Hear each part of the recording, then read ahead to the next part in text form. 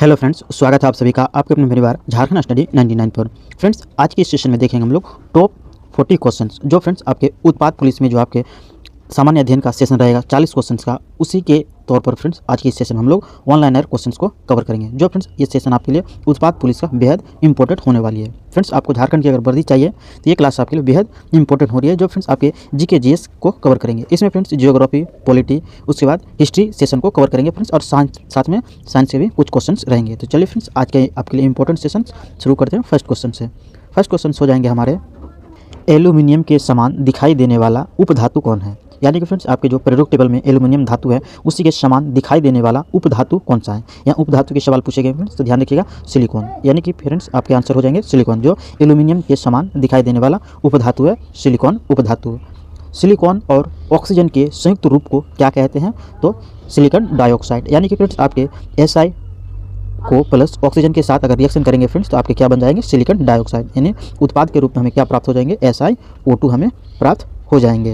Next question से हमारा, विद्युत बल्ब में कौन सी गैस भरी जाती है। साइंस के क्वेश्चन से फ्रेंड्स, तो ध्यान रखिएगा विद्युत बल्ब में जो है आर्गन गैस भरी जाती है।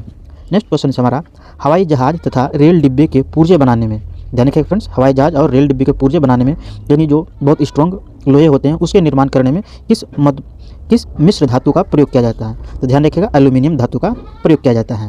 नेक्स्ट क्वेश्चन से हमारा, हवाई जहाज के ढांचा बनाने में किस मिश्र धातु का प्रयोग किया जाता है। फ्रेंड्स इसमें 4 और 5 क्वेश्चन में थोड़ा ध्यान दीजिएगा। इसमें जो हवाई जहाज के निर्माण में होते हैं, जबकि यहाँ हवाई जहाज के ढांचा बनाना है कि हवाई जहाज के जो मेन फ्रेम होते हैं फ्रेंड्स उसके निर्माण में किस मिश्र धातु का प्रयोग किया जाता है। तो ध्यान रखिएगा ड्यूरेलुमिन का प्रयोग किया जाता है। ध्यान रखिएगा किसका प्रयोग किया जाता है, तो ड्यूरेलुमिन का प्रयोग किया जाता है। इसमें जो फ्रेंड्स एल्यूमिनियम और ड्यूरेलुमिन दोनों आपको ध्यान रखना है। गैसोहॉल मिश्रण है, यानी फ्रेंड्स किन को मिश्रण करके गैसोहॉल का निर्माण किया जाता है। तो आंसर होंगे आपके पेट्रोल और एथिल अल्कोहल। पेट्रोल और एथिल अल्कोहल के मिश्रण से गैसोहॉल का निर्माण किया जाता है।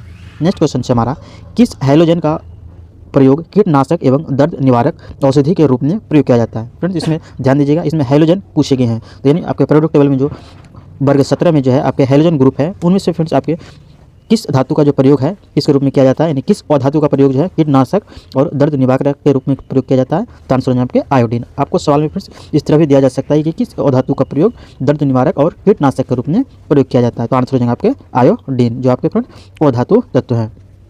नेक्स्ट क्वेश्चन से हमारा, क्रायोजेनिक टेक्नोलॉजी में किस गैस का प्रयोग किया जाता है। क्रायोजेनिक इंजन जो होते हैं फ्रेंड्स उसमें एक प्रकार की गैस का प्रयोग किया जाता है। तो किस गैस का प्रयोग किया जाता है, तो ध्यान रखिएगा फ्रांसियम गैस का प्रयोग किया जाता है। नेक्स्ट क्वेश्चन से हमारा, मिसाइल वुमेन किसे कहा जाता है, यानी मिसाइल वुमेन कहा जाता है किस महिला को। जिस प्रकार फ्रेंड्स अपने डॉक्टर APJ अब्दुल कलाम को मिसाइल मैन के नाम से जाना जाता है, उसी प्रकार मिसाइल वुमेन के नाम से किसे जाना जाता है, तो ध्यान रखिएगा डेसी थॉमस को। किसे जाना जाता है, डेसी थॉमस को। नेक्स्ट क्वेश्चन से हमारा, कौन से राष्ट्रपति के चुनाव की प्रक्रिया में भाग ले सकता है परंतु महाभियोग की प्रक्रिया में नहीं। तो ध्यान रखिएगा राजकीय विधानसभा के निर्वाचित सदस्य। राजकीय विधानसभा के जो निर्वाचित सदस्य हैं वो राष्ट्रपति के चुनाव की प्रक्रिया में भाग ले सकता है, परंतु महाभियोग की प्रक्रिया के द्वारा जो राष्ट्रपति को पद से हटाए जाते हैं उस प्रक्रिया में भाग नहीं ले सकता है। तो ध्यान रखिएगा कौन नहीं ले सकता है, तो राजकीय विधानसभा के निर्वाचित सदस्य।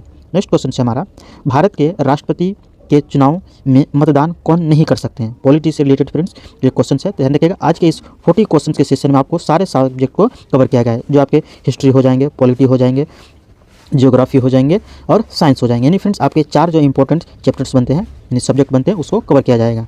आपके 40 क्वेश्चन के सेशन में इन 4 सब्जेक्ट को कवर किया जाएगा।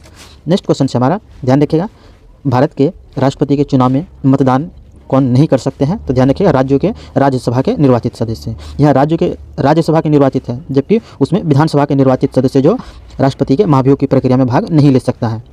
नेक्स्ट क्वेश्चन से हमारा, किस राष्ट्रपति का कार्यकाल सबसे लंबा रहा है। बेहद इंपॉर्टेंट क्वेश्चन फ्रेंड्स, इस तरह के क्वेश्चन जो आपके एग्जाम पे रिपीट हो जाते हैं। तो ध्यान रखिएगा किस राष्ट्रपति का कार्यकाल सबसे लंबा रहा है। तो आंसर है आपका डॉक्टर राजेंद्र प्रसाद, जो 1952 से लेकर के 1962 तक बने रहे थे। यानी कि इसका कार्यकाल जो था 10 वर्षों का कार्यकाल था। किसका, डॉक्टर राजेंद्र प्रसाद का। किस अनुच्छेद के अंतर्गत राष्ट्रपति कुछ आकस्मिकताओं में राज्यपाल के कार्य का निर्वहन करने हेतु उपबंध कर सकता है। तो अनुच्छेद 160 के तहत, अनुच्छेद 160 के तहत जो है राष्ट्रपति आकस्मिकताओं स्थिति के मतलब एक प्रकार से अचानक की स्थिति में राज्यपाल के कुछ कार्यों का निर्वहन कर सकता है। अनुच्छेद कितना के तहत, तो 160 के तहत। नेक्स्ट क्वेश्चन से हमारा, राष्ट्रपति का पद किस अनुच्छेद में वर्णित है। राष्ट्रपति का पद जो है, यानी भारत में एक राष्ट्रपति का पद भी होगा, ये किस अनुच्छेद में है। तो ध्यान रखिए अनुच्छेद 56 में है। नेक्स्ट क्वेश्चन से हमारा, किस राष्ट्रपति का कार्यकाल सबसे कम है? इससे पहले हमने देखा फ्रेंड्स राष्ट्रपति का कार्यकाल सबसे लंबा रहा डॉक्टर राजेंद्र प्रसाद का। तो अब देखना है किस राष्ट्रपति का कार्यकाल सबसे कम है। तो आंसर हो जाएंगे आपके डॉक्टर जाकिर हुसैन का, जो फ्रेंड्स 1 वर्ष 11 महीना तक राष्ट्रपति बने हुए थे, यानी कि लगभग आप कह सकते हैं कि 2 महीने तक राष्ट्रपति बने हुए थे। कौन? डॉक्टर जाकिर हुसैन।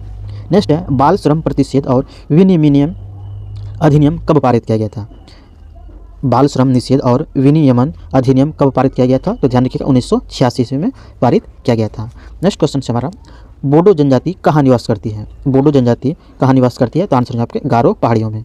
फ्रेंड्स आपके अगर ऑप्शन में गारो पहाड़ी ना रहे तो आपके मेघालय भी सवाल ऑप्शन में रह सकते हैं। तो ध्यान रखिएगा बोडो जनजाति जो है किस राज्य में पाई जाती है? तो आपका आंसर हो जाएंगे मेघालय में, या फिर आप कह सकते हैं गारो पहाड़ियों में। गारो पहाड़ियों में कहने का मतलब है फ्रेंड्स कि गारो पहाड़ियों में विशेष रूप से सर्वाधिक मात्रा में पाए जाते हैं। नेक्स्ट क्वेश्चन है अंतर्राष्ट्रीय वन दिवस कब मनाया जाता है? अंतर्राष्ट्रीय वन दिवस कब मनाया जाता है? तो ध्यान रखिएगा 21 मार्च को मनाया जाता है। फ्रेंड्स आप लोग से एक रिक्वेस्ट है कि पृथ्वी दिवस कब मनाया जाता है, इनका जवाब फ्रेंड्स आप हमें कमेंट बॉक्स पर जरूर बताइएगा। आपके तो हो गए अंतर्राष्ट्रीय वन दिवस मनाया जाता है 21 मार्च को, लेकिन फ्रेंड्स आपको कमेंट बॉक्स बताना है कि पृथ्वी दिवस कब मनाया जाता है। फिटकिरी गंदे पानी को किस विधि द्वारा शुद्ध करता है? यानी कि फ्रेंड्स अपने घरों में जो फिटकिरी के माध्यम से गंदे जल को शुद्ध करते हैं तो ये किस विधि का प्रयोग किया जाता है? तो ध्यान रखिएगा इसमें स्कंदन विधि का प्रयोग किया जाता है। एक सामान्य शुष्क सेल में विद्युत अपघट्य के रूप में किसका प्रयोग किया जाता है? तो ध्यान रखिएगा अमोनियम क्लोराइड का प्रयोग किया जाता है। विद्युत अपघट्य के रूप में किसका प्रयोग किया जाता है? तो अमोनियम क्लोराइड का प्रयोग किया जाता है। नेक्स्ट क्वेश्चन है सरदार स्वर्ण सिंह समिति का गठन कब किया गया था? सरदार स्वर्ण सिंह समिति का गठन कब किया गया था? तो 1976 ईस्वी में इसका गठन किया गया था, जो आपके मौलिक अधिकार से संबंधित रखते हैं।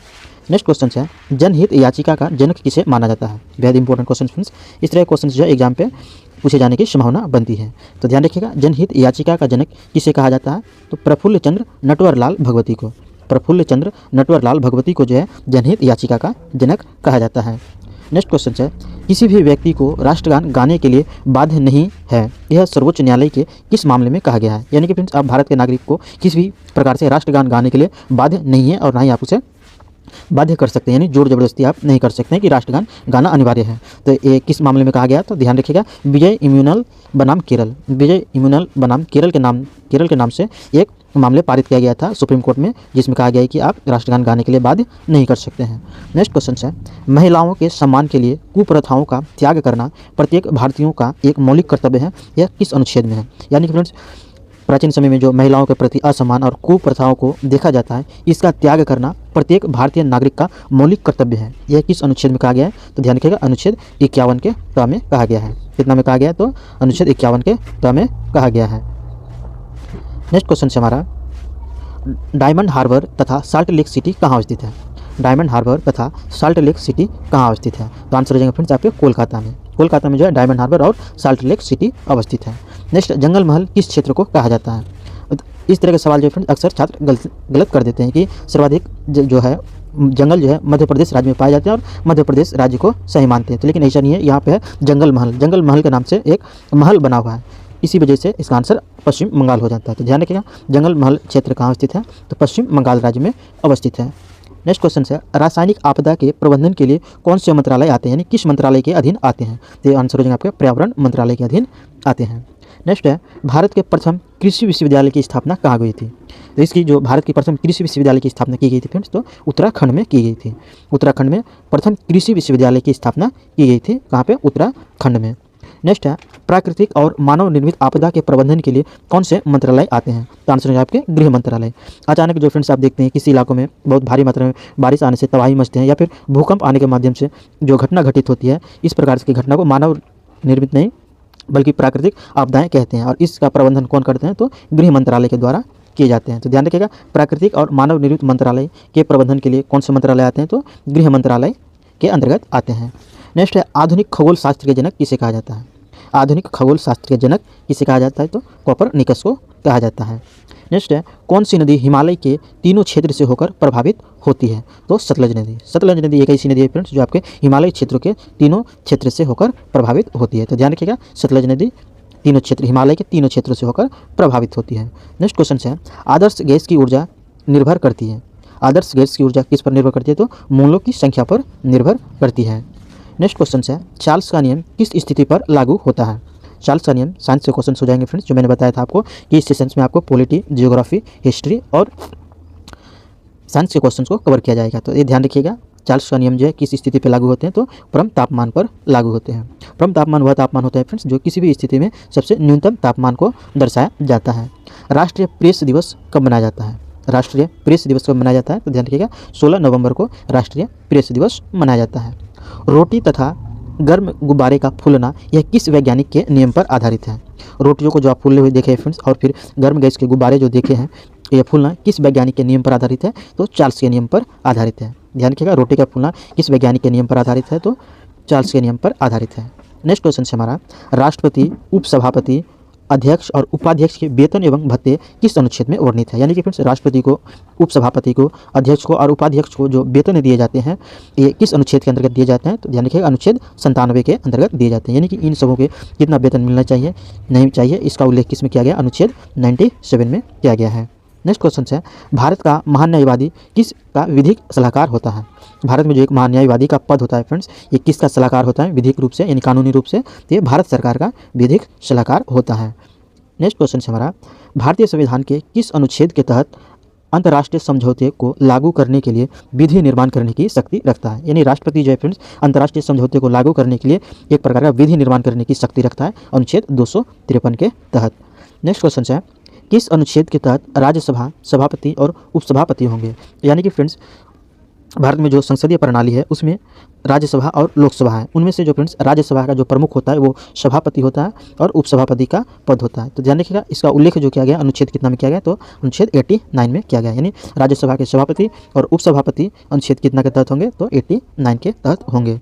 नेक्स्ट है, भारतीय संविधान में सॉलिसिटर जनरल किसके अधीन कार्य करता है? भारत में के संविधान में जो एक पद है सॉलिसिटर जनरल का पद, ये किसके अधीन कार्यरत है? तो ध्यान रखिएगा ये महान्यायवादी के अधीन कार्यरत है। भारत का जो सॉलिसिटर जनरल है ये किसके अधीन कार्य करते हैं? तो महान्यायवादी के अधीन कार्य करते हैं। वहीं अगर बात करें फ्रेंड्स किसका, महान्यायवादी किसके विधिक सलाहकार होते हैं? तो ये भारत सरकार का विधिक सलाहकार होते हैं। यानी सॉलिसिटर जनरल महान्यायवादी के सलाहकार होंगे और फिर महान्यायवादी किसके सलाहकार होंगे? तो भारत सरकार के सलाहकार होंगे। तो फ्रेंड्स यहीं से 40 क्वेश्चंस का सेशन समाप्त हुआ। तो आज का ये सेशन फ्रेंड्स कैसी लगी आपको? अगर ये सेशन पसंद आई है फ्रेंड्स, हेल्पफुल लगी हो तो सेशन को एक लाइक और एक शेयर अवश्य कीजिएगा। और फ्रेंड्स आप अगर झारखंड स्टडी 99 पर नए हैं तो सब्सक्राइब कीजिएगा और बेल आइकन को भी प्रेस कर दीजिए ताकि आपको आने वाले वीडियो का नोटिफिकेशन आप तक पहुँचते रहे। अब फिर मिलते हैं इस तरह के 40 सेशन के साथ नेक्स्ट सेशन में। Thanks for watching.